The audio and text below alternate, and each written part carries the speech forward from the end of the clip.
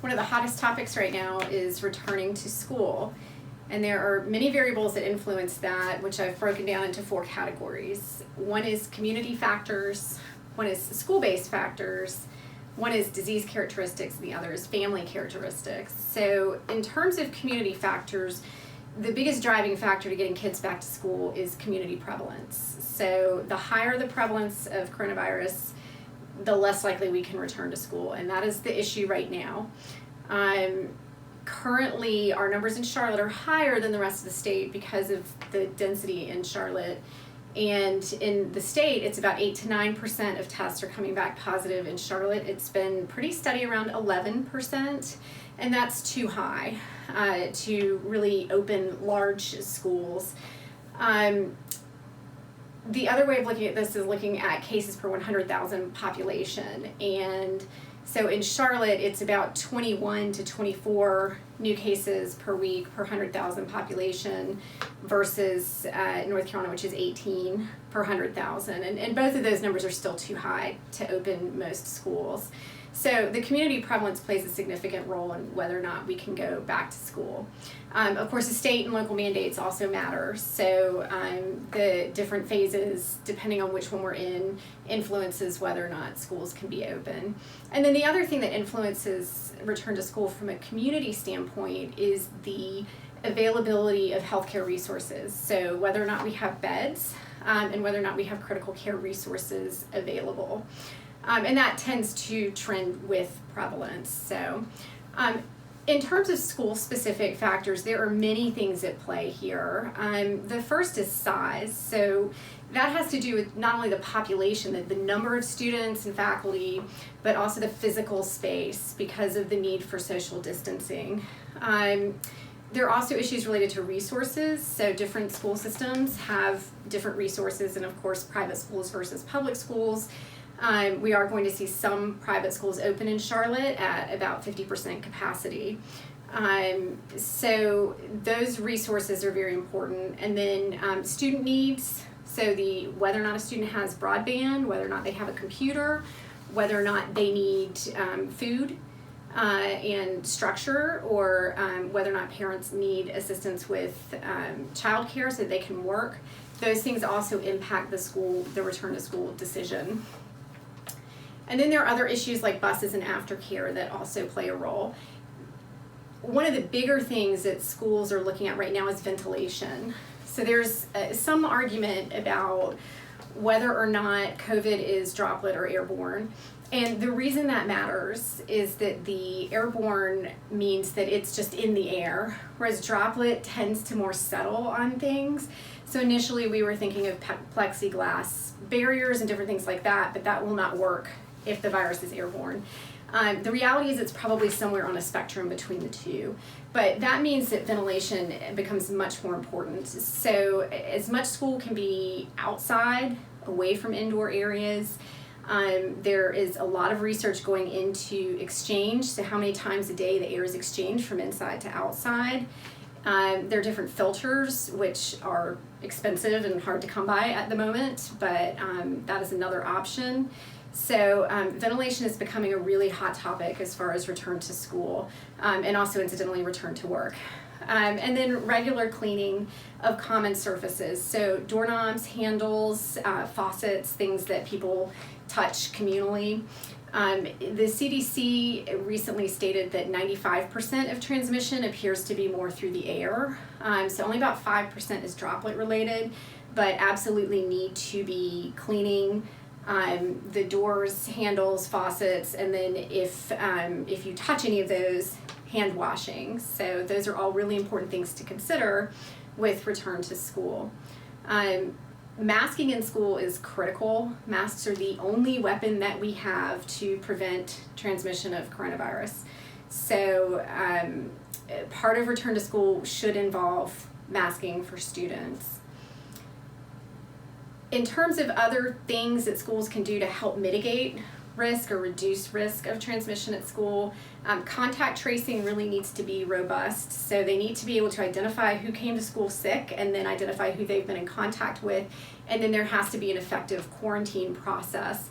in order to protect everybody. And that really requires also the cooperation of students and parents. And that has been an issue in some areas. So with return to school, we have to have robust contact tracing and access to accurate testing. We also need rapid turnaround tests. So we need to be able to get those results back in 48 to 72 hours so that we can accurately quarantine people and effectively deal with the virus in the student population. The other issue that we've had is that a lot of pediatricians are not testing. And that's because most of the testing supplies have gone to adult physicians. So there really has not been a lot of testing of kids. And so we don't know as much about them. And the concern is that as kids go back to school, we're going to need more testing in that population. We may not have the supplies to sustain that. And then also important for mitigating risk at school are policies about return after travel or high-risk activities. So whether or not people are required to quarantine following those high-risk activities. And then there are disease factors. So we've talked about community factors and school factors, but there are certain things that are intrinsic to COVID that help to play a role in the back-to-school decision. Mercifully, it seems that the disease is less severe and less transmitted amongst younger kids. So in the ages 1 to 10, we do know that infants may transmit to adults. We have had cases of that. But we really have not seen clear evidence that children efficiently transmit this virus, which is the opposite of what we typically think with kids. But in this particular instance, our international data suggests that children are not major drivers of coronavirus infection. There are some confounders, so there has not been great contact tracing, particularly in the US. Schools were out prior to the pandemic, and the schools internationally that have gone back with much lower community prevalence than what currently exists in the US. Kids also have subtle symptoms and they're not really being tested. So we may be missing some information, and as school starts, we may find that kids are bigger drivers of infection than what we thought. But so far, it does not appear that they are major drivers. So elementary schools, when contained in a proper way, which I'll talk about in a moment, they may actually be able to open pretty safely. An area of bigger concern are older kids. So particularly as we move into the teens and the young adults, we are seeing that young adults and teens are actually probably one of the bigger driving forces right now behind prevalence with COVID. We don't know what changes, and we don't know that transition point, but middle and upper school are a little bit different discussion than lower school. And so what we do know is that they definitely transmit the virus to their families and are bringing it home. The death rate is still extremely low amongst teenagers, so there's less concern about their having a fatal illness versus bringing it home. That's still sitting around, we think, less than 0.1%. There is some concern about chronic complications from this, and so I think right now there's a University of Indiana football player who's been in the news whose mom says that he may have permanent cardiac damage from COVID, so we do have concerns about that, and that is something to consider, particularly for our teenage student athletes, is that this isn't just a one and done virus. Sometimes people are left with chronic complications, and that can include, we've also seen evidence of diabetes being triggered. So cardiac complications and diabetes, and of course the lung complications. So there could be potentially permanent issues in younger people related to COVID. From a college age standpoint, they definitely transmit to family, and we've seen that. We recommend virtual if they can. If that is not possible, then testing and contact tracing are really critical. And then any risk mitigation that they on campus that they can do. And then the biggest thing for us is when kids are coming home from college to make sure that they're tested prior to coming home to their families so that they do not bring this home to their parents who are higher risk. One of the other components of this is family risk. So what is your family's ability to absorb the risk from coronavirus? And we call that risk tolerance. So there are many different variables involved in this, and some of it is if you have a medically fragile family member or somebody who's high risk, then you need to think carefully about introducing kids into schools in case they bring it home with them. But there are many other factors, such as the individual child's need to develop, particularly at younger ages, so they may need to be around other kids. The online schooling may be of a lower yield in younger kids. Older kids may do better with that. And then some kids' personalities. So there are definitely some families that are doing online for one kid and in person if they have the option for another child in the family, simply because of the learning and personality styles of the children. And then the other thing to consider is whether or not you plan to travel or participate in high-risk activities, because you really need to quarantine after participating in those, and that may be disruptive if you're trying to do an in-person curriculum. So that is also something to consider.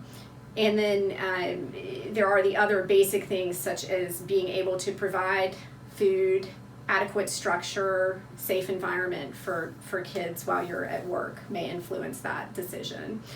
So a lot of this is balancing needs versus risks, and the CDC actually has developed a decision-making tool.